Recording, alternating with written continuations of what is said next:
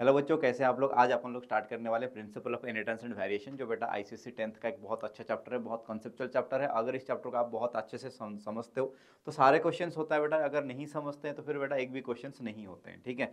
तो इसीलिए बड़े अच्छे से ध्यान से सुनना है। और सबसे पहला जो इसका जो बहुत इंपॉर्टेंट जो पार्ट है वो पहला लेक्चर है, जो कि जिसमें हम सारे टर्मिनोलॉजी को बात करने वाले। जो जो टर्मिनोलॉजी यहाँ पे यूज होने वाला है, ये टर्म्स आपने पहले सुनी हुई, थोड़े बहुत सुनी होगी, और मैक्सिमम टर्म्स जो है बेटा बिल्कुल नहीं सुने होंगे, जिसके वजह से टर्म्स को पहले समझना, क्योंकि यही टर्म्स बेटा आपकी इस चैप्टर में यूज होने वाले हैं, कई कई अलग अलग क्वेश्चंस में यूज होने वाले हैं, ठीक है। हर कंसेप्ट में ये टर्म हम यूज करने वाले, तो इसीलिए इस चैप्टर को बड़ा अच्छे से, इसका जो टर्मिनोलॉजीज को बड़ा अच्छे से आपको पहले समझना पड़ेगा, फिर उसका एप्लीकेशन हम बेटा आगे अगला लेक्चर में करेंगे, ठीक है। तो अगर यहाँ पे अगर सबसे पहले हम बात करें कि जो बेटा जेनेटिक्स क्या होती है, ठीक है, तो जेनेटिक्स क्या होती है, study of heredity and variation. दो चीजों की स्टडी यहाँ पे होती है, किस किस की। Next, this is a branch of biology that deals with study of heredity and variation. तो अब क्वेश्चन आता है कि सर हेरिडिटी क्या होता है, वेरिएशन क्या होता है। अगला नीचे मैंने दो टर्म लिखे same, heredity and variation. Heredity बेटा होता है जो आपका, हिंदी में इसको बोलते हैं वंशानुगति कहते हैं, ठीक है। मतलब एक पीढ़ी से दूसरी पीढ़ी में जब आपका मतलब कैरेक्टर क्या होती है बेटा, ट्रांसमिट होती है, ठीक है। फ्रॉम पेरेंट्स टू ऑफस्प्रिंग जो कैरेक्टर जाती है, तो उसको बेटा हम क्या कहते हैं, हेरिडिटी कहते हैं, ठीक है। तो अगर हेरिडिटी को अगर हम थोड़ा डिफाइन करें, the transmission of character from transmission, यही टर्म एग्जैक्टली याद रखना है, ट्रांसमिट मत लिख देना, ट्रांसमिशन ऑफ कैरेक्टर्स हो सकते हैं, एक नहीं कई सारे कैरेक्टर्स हो सकते हैं, ठीक है। कैरेक्टर्स फ्रॉम कहां से बेटा, पेरेंट्स टू ऑफस्प्रिंग, और you can write from generation, one generation to next generation, ठीक है। तो एक जनरेशन से दूसरी जनरेशन में जब कैरेक्टर आपका क्या होता है बेटा, ट्रांसमिट होता है, उसको बेटा हम क्या कहते हैं, हेरिडिटी कहते हैं। अब क्वेश्चन नेक्स्ट जो टर्म है अपना क्या है बेटा, वेरिएशन। What is variation. देखिए जैसे कि आपकी भाई या बहन जो है, आप मान लो दो हूं, ठीक है, भाई या बहन है, तो आप देखोगे you both are from same parent, but you some have differences, means you somewhat differ from your brother or sister, you don't look like or you don't resemble each other। तो ये जो कंडीशन हो रही है, ये जो आपका जो डिफरेंसेस नजर आ रही हैं, ठीक है, एक ही पेरेंट से दो बच्चे हैं बट उनमें डिफरेंसेस आ रही हैं, ठीक है, तो इसी को बेटा हम क्या कहते हैं, वेरिएशन कहते हैं। तो वेरिएशन क्या है, डिफरेंसेस ऑब्जर्व्ड among offsprings। खाली बेटा वीडियो को देखने से नहीं समझेगा, आपको लिखना पड़ेगा, नोट बनानी पड़ेगी, नोट्स को एक दो बार रिवाइज करनी पड़ेगी, ये टर्मिनोलॉजी को याद रखनी पड़ेगी, तब जाके बेटा आगे का लेक्चर समझ आएगा, ठीक है। नेक्स्ट हम चलते हैं बेटा, क्या है ना आपका कैरेक्टर, ठीक है। तो कैरेक्टर क्या होती है, कोई भी टाइप का जो फीचर होता है एक ऑर्गेनिज्म, जो ऑब्जर्वेबल फीचर होती है, ठीक है, क्या होती है बेटा, एनी ऑब्जर्वेबल फीचर, और you can call this as trait, ठीक है, ऑफ एन ऑर्गेनिज्म। एक ऑर्गेनिज्म का कोई भी एक ऑब्जर्वेबल फीचर होती है, ठीक है, दैट मे बी एक्वायर्ड और that may be inherited. Acquired वाला हो सकता है, दैट मे बी एक्वायर्ड, और दैट मे बी इनहेरिटेड। अब ये इसका मतलब क्या है, एक्वायर्ड मतलब जो अपनी ड्यूरिंग आवर लाइफ स्पैन हम इस चीज को एक्वायर करते हैं, अचीव करते हैं। लाइक आपने बचपन से साइकिल चलाना नहीं सीखा था, आप बचपन से आप मतलब लिखना नहीं सीखे थे, पढ़ना नहीं सीखे थे, तो स्लोली चीजें आई, this is called acquired character. And आपका इनहेरिटेड कैरेक्टर क्या होती है, जो हमें ऑलरेडी अपनी मम्मी पापा से जो चीजें मिली है, ठीक है, जैसे कुछ इम्यूनिटीज हैं, नॉट ऑल, कुछ टाइप के इम्यूनिटी हैं जो बेटा क्या होता है हमारे पेरेंट्स से हमें मिले हुए हैं, ठीक है। और कुछ इम्यूनिटी के लिए हम वैक्सीन लगवाते हैं, लसीकरण या टीका लगाते हैं, ठीक है। तो दैट इज योर, जो आपको टीका लगाने से मिलता है वो एक्वायर्ड है। जो इम्यूनिटी आपके पेरेंट्स से डायरेक्टली मिल रही है उसको अपन क्या कहेंगे बेटा, इनहेरिटेड, मतलब बाय बर्थ, ठीक है। तो बाय बर्थ जो कैरेक्टर्स हमारे पास आए हैं मतलब पेरेंट्स से, तो उसको बेटा हम इनहेरिटेड कैरेक्टर कहेंगे। And during our life span जो चीज हम अचीव करते हैं या गेन करते हैं, या you learn from your experience, and that will be called as acquired character, ठीक है। तो ये जो कैरेक्टर्स हैं ये क्या होंगे बेटा, ऑब्जर्वेबल कैरेक्टर्स होंगे, फीचर होंगे ऑर्गेनिज्म का, इसको हम कैरेक्टर बोलेंगे, ट्रेट बोलेंगे बेटा, ठीक है। फिर हम चलते हैं बेटा, क्या है ना, जीन। ठीक है। इनिशियली जीन वाला टर्म की हम बात करें तो यहाँ पे अगर मैं प्रिंसिपल ऑफ इनहेरिटेंस वेरिएशन की बात करूं, तुम्हारी क्लास 10th की बात करूं, तो यहाँ पे फादर ऑफ जेनेटिक्स की अगर हम बात करें, who is known as father of genetics.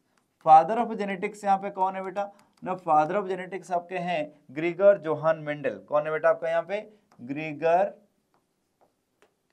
Johan Mendel, जिनको हम शॉर्ट में मेंडल के नाम से भी जानते हैं, ठीक है।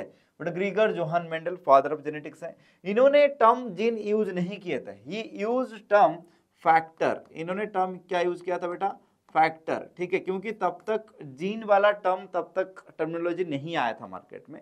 तब तक क्या था, सिर्फ फैक्टर के नाम यूज किया जाता था, और मेंडल ने भी अपनी थियोरीज में, अपनी थेसिस में फैक्टर का टर्म यूज किया है इंस्टेड ऑफ जीन्स। तो जीन जो है बेटा, ये जीन टर्म आया 1900 में आया, ये अराउंड 1900 में बेटसन करके एक साइंटिस्ट थे जिन्होंने जीन टर्मिनोलॉजी को मतलब बताया कि हाँ इसको हम जीन कह सकते हैं, फैक्टर के जगह जीन यूज करेंगे तो थोड़ा अच्छा और बेहतर लगेगा, ठीक है।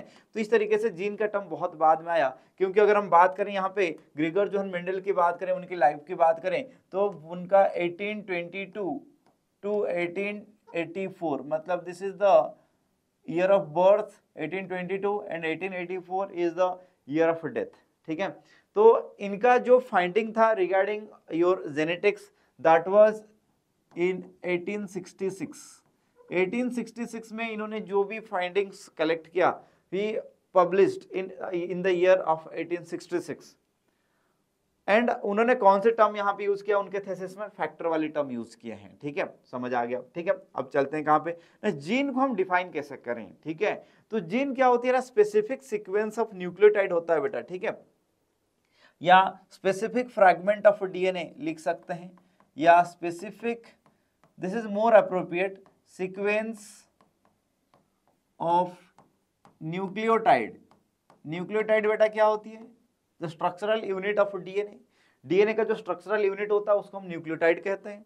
तो न्यूक्लियोटाइड का स्पेसिफिक सीक्वेंस, ठीक है, specific sequence of nucleotide which codes for a protein, which codes for a protein. खाली सीक्वेंस होने से काम नहीं चलेगा, उसको हम जीन नहीं कहेंगे, वो एक मीनिंगफुल प्रोटीन मॉलिक्यूल बनाना भी चाहिए। अगर ये बनाएगा तब इसको हम बेटा क्या कहेंगे ना, हम इसको कहेंगे कि जीन कहेंगे। जो earlier this was used as a factor, इस चीज को हम फैक्टर के नाम से यूज करते थे, हम नहीं, जो Mendel Johann, Gregor Johann Mendel, इन्होंने यूज किया था सबसे पहले, ठीक है।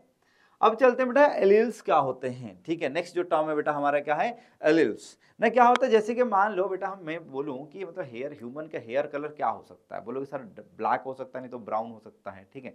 बाकी अलग अलग कलर लोग कराते हैं, वो अलग चीज है, मन बाई नेचुरली अगर हम बात करें, ठीक है, तो ब्लैक हो रहा है या ब्राउन मान लेते हैं, ठीक है। या हम मान लेते हैं ऐसे कि ह्यूमन का हेयर का पैटर्न कैसे हो सकता है, बोले सर कर्ली हो सकता है, नहीं तो स्ट्रेट हो सकता है, ठीक है। मैं यहाँ पे आपको एक चीज बता दूं, कर्ली वाला जो बेटा होता है ना डोमिनेंट होता है, और जो स्ट्रेट होता है वो बेटा आपका क्या होता है, रिसेसिव कैरेक्टर के कारण होती है, ठीक है। वो आगे हम बात करेंगे डोमिनेंट रिसेसिव क्या है, ठीक है। तो डोमिनेंट जीन के कारण कर्ली हेयर होती है, एंड डोमिनेंट आपका रिसेसिव जीन के कारण क्या होती है बेटा, आपका स्ट्रेट हेयर होती है, ठीक है। तो अगर मैं यहाँ पे बात करूं कि एलील्स क्या होते हैं, जैसे कि हमने हेयर पैटर्न की बात अभी की, हेयर पैटर्न में मैंने बताया कि दो कैरेक्टर यहाँ पे देखने को मिल रहे हैं। एक तो आपका क्या है बेटा, आपका कर्ली हो सकता है, नहीं तो बेटा आपका क्या हो सकता है ना, स्ट्रेट हो सकता है, ठीक है। तो अगर कर्ली वाला अगर डोमिनेंट है, स्ट्रेट वाला अगर रिसेसिव है, तो यहाँ पे हम बात करें रिसेसिव डोमिनेंट क्या है, आगे बात करेंगे। तो जो कर्ली है एंड स्ट्रेट है, ये दोनों की दोनों character there must be represented by any kind of gene. कोई ना कोई जीन होगा जो कर्ली हेयर को या स्ट्रेट हेयर को रिप्रेजेंट करता होगा। तो कर्ली वाला अगर एक जीन है और स्ट्रेट वाला भी एक जीन है, but they belongs to the same character, that's why they are the allele of each other. मतलब जो आपका कर्ली हेयर के लिए जो जीन है वो एलील है किसके लिए, स्ट्रेट हेयर के लिए, और जो स्ट्रेट हेयर के लिए जो जीन है वो आपका किसके लिए, आपका कर्ली हेयर के जीन के लिए क्या है बेटा, एलील्स है। तो एक दूसरे के बेटा क्या है, एलील्स हैं। तो एलील्स क्या है, alternate form of A gene. क्या होता है बेटा आपका, alternate form of A gene. देखो बेटा, और एक चीज यहाँ पे आपको एक चीज बता दूं कि आपकी 10th स्टैंडर्ड में जो भी हम यहाँ पे कैरेक्टर के बारे में बात करेंगे, every character is controlled by how many gene, 2 genes, ठीक है। हर एक कैरेक्टर कितने जीन से कंट्रोल होते हैं बेटा, 2 जीन से कंट्रोल होने वाली कैरेक्टर यहाँ पे आपको दी गई है। एंड हर एक कैरेक्टर को कंट्रोल करने वाले 2 जीन है, तो ऑब्वियस बात है एक का एलील दूसरा हो ही जाएगा, ठीक है। मान लो हम हेयर कलर की बात करें, ब्लैक एंड ब्राउन, तो ब्लैक का एलील कौन है, ब्राउन, ब्राउन का एलील क्या है, ब्लैक।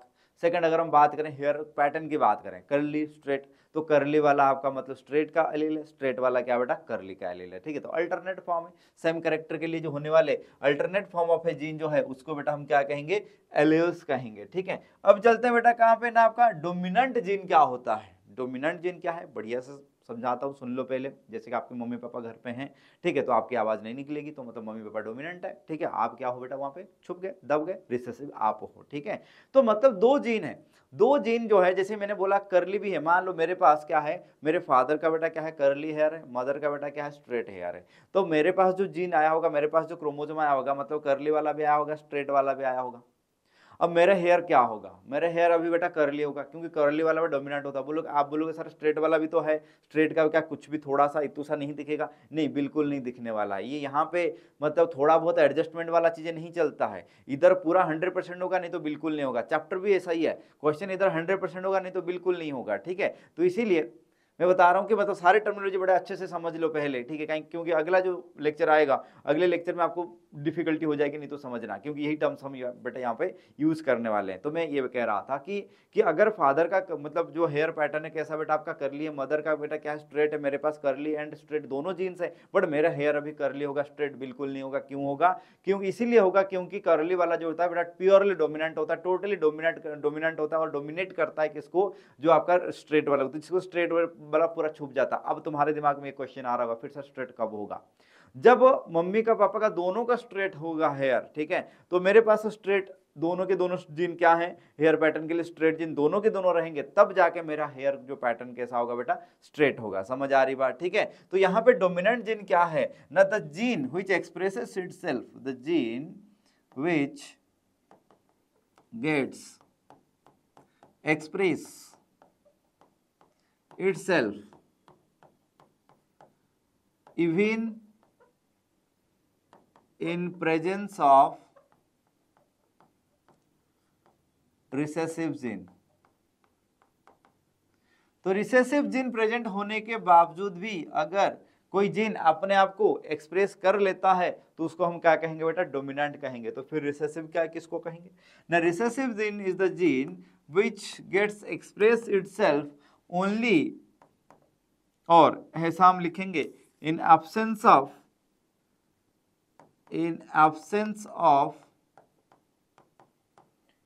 Dominant gene. जब डोमिनेंट जीन नहीं रहेगी, जब डोमिनेंट जीन नहीं रहेगा, तब जाके रिसेसिव जीन का असर दिखने को मिलेगा। जैसे मम्मी पापा घर से बाहर हो गए, चले गए बाहर थोड़ा कहीं काम में, फिर आपकी आवाज बाहर निकलना शुरू हो जाती है, क्योंकि आप अभी जो रिसेसिव थे, छुप के बैठे थे, दब के बैठे थे, अभी डोमिनेंट है नहीं। जब डोमिनेंट नहीं रहेगा तब जाके रिसेसिव का कैरेक्टर दिखने को मिलेगा बेटा, ठीक है। अब चलते हैं बेटा, क्या है ना, होमोजाइगस एंड हेटेरोजाइगस, 2 टर्म है। अगला आपका क्या है बेटा, होमोजाइगस एंड हेटेरोजाइगस।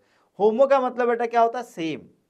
जाइगोस का मतलब क्या होता है बेटा, पेयर, मतलब पेयर में दोनों चीजें जो हैं वो सेम है। तो बोले सर पेयर कहां से आ गया, देखो मैंने बताया कि हर कैरेक्टर के लिए क्या होंगे बेटा, 2 जीन होंगे, जीन 1 जीन 2। अब ये 2 जीन कंट्रोल करेंगे आपके कैरेक्टर को, तो दोनों जीन मान लो कि सेम हुए, तो जीन जो है कितना हो गया, पेयर हो गया। हर कैरेक्टर के लिए पेयर ऑफ जीन्स है, for every character 1 pair of gene is present. If in that particular pair for a character, if both the genes are same, then it will be called as homozygous. If both the genes are different, then it will be called as heterozygous, ठीक है। तो यहां पे homozygous के लिए क्या लिखेंगे बेटा, when the pair of gene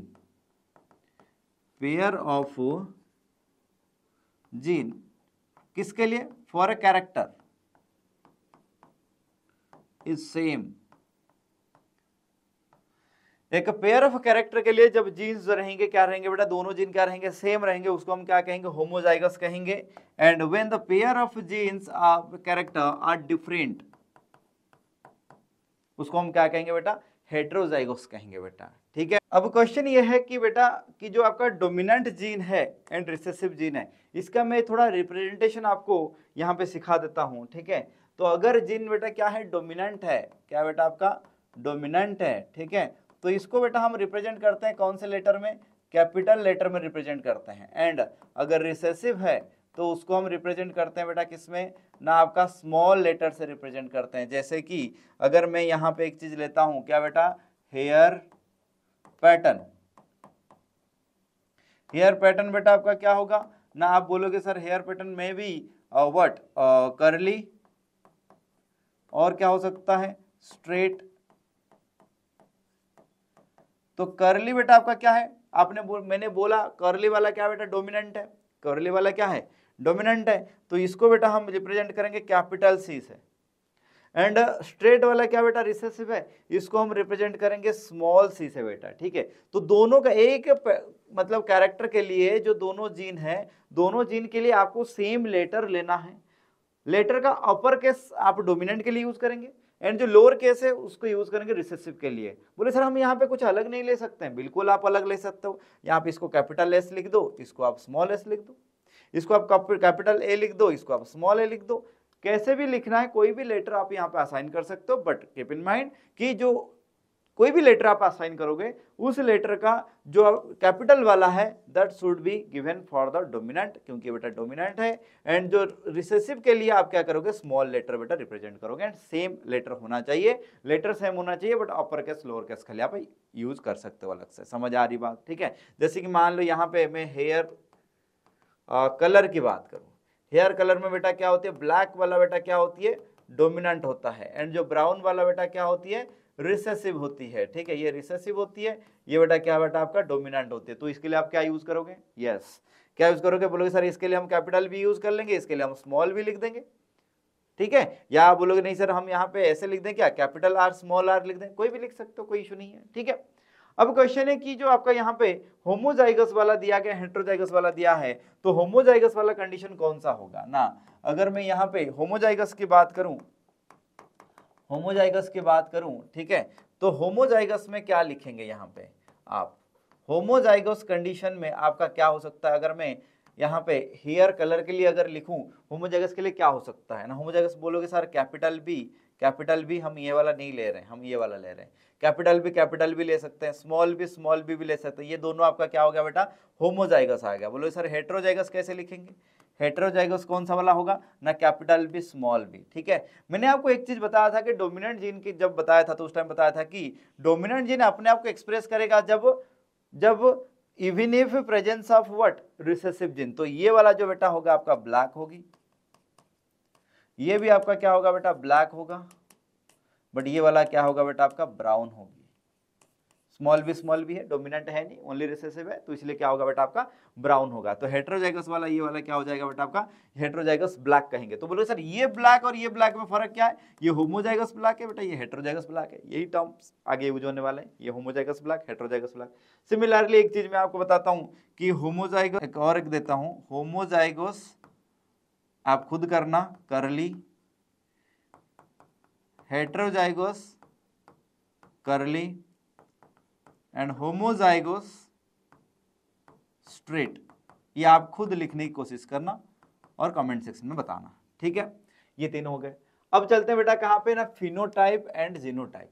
phenotype क्या होती है, फिनोटाइप क्या होता है बेटा, जो बाहर से हमें चीजें दिखती है तो उसको हम क्या कहेंगे बेटा, फिनोटाइप। जो फिजिकल एक्सप्रेशन क्या होती है बेटा, फिजिकल एक्सप्रेशन किसका, किसी भी जीन का, ठीक है, ऑफ ए जीन, किसी भी जीन का जो बेटा फिजिकल एक्सप्रेशन है उसको बेटा हम क्या कहेंगे, फिनोटाइप कहेंगे। मतलब देखो बेटा यहाँ पे कैपिटल बी ब्लैक है, कैपिटल बी स्मॉल बी भी ब्लैक है। तो बाहर से दिखने वाला ये ब्लैक है, बट अंदर से चीजें अलग हैं। तो ये जो ब्लैक जो दिख रहा है उसी को बेटा हम क्या कहेंगे, फिनोटाइप कहेंगे। फिनोटाइप क्या है ना, फिजिकल एक्सप्रेशन बाहर से जो दिख रहा है, अंदर से जो कॉम्बिनेशन है उसको बेटा हम कहेंगे जीनोटाइप। तो जीनोटाइप क्या है ना, genetic makeup of an organism, किसी भी एक ऑर्गेनिज्म का फॉर ए कैरेक्टर, किसी भी एक कैरेक्टर के लिए किसी भी एक कैरेक्टर के लिए जो जेनेटिक कॉम्बिनेशन है, जो जेनेटिक मेकअप है, उसको बेटा हम क्या कहेंगे, जीनोटाइप कहेंगे। ठीक है, किसी भी एक कैरेक्टर के लिए, जैसे कि हम यहाँ पे बोल रहे ब्लैक हेयर कलर हम पकड़ रहे हैं, यहाँ पे क्या ब्लैक, तो ब्लैक बोलेंगे तो यहाँ पे दो चीजें आएंगी, कौन सा बेटा, capital B capital B, capital B small B, मतलब होमोजाइगस वाला भी आएगा, हेटेरोजाइगस वाला भी आएगा। तो इसलिए यहाँ पे जीनोटाइप के लिए हम टर्म यूज करते हैं कौन सा, ना होमोजाइगोस है कि हेटेरोजाइगोस है, यहाँ पे यूज करना पड़ेगा, क्योंकि ये दोनों कंफ्यूज करेंगे। अगर खाली ब्लैक बोलोगे तो उसका जीनोटाइप लिखने में तो फिर हमें कंफ्यूजन आएगा कि कौन सा वाला ब्लैक की बात कर रहा है, होमोजाइगस पूछ रहा है कि हेटेरोजाइगस पूछ रहा है, तो वहां पे लिख के देगा कि होमोजाइगस है कि हेटेरोजाइगस है बेटा। ठीक है, तो ये चीजें आपके कुछ बेसिक टर्मिनोलॉजीज थे। ठीक है, तो इसके अगला लेक्चर अपन स्टार्ट करेंगे मेंडल्स मोनोहाइब्रिड क्रॉस। ठीक है, तब तक आप लोग ये सारे टर्मिनोलॉजी को अच्छे से डाइजेस्ट कर लें, अच्छे से समझ लें, अच्छे से लर्न कर लें। क्या है, जो भी डाउट्स है कमेंट सेक्शन में लिख के बताइए। ठीक है, वो आपको रिप्लाई मिल जाएगी। और दूसरी ये चीज है कि अगले क्लास हम मोनोहाइब्रिड क्रॉस स्टार्ट करेंगे और वहां पे ये सारे टर्मिनोलॉजीज यूज होंगे। ठीक है बेटा, थैंक यू, धन्यवाद।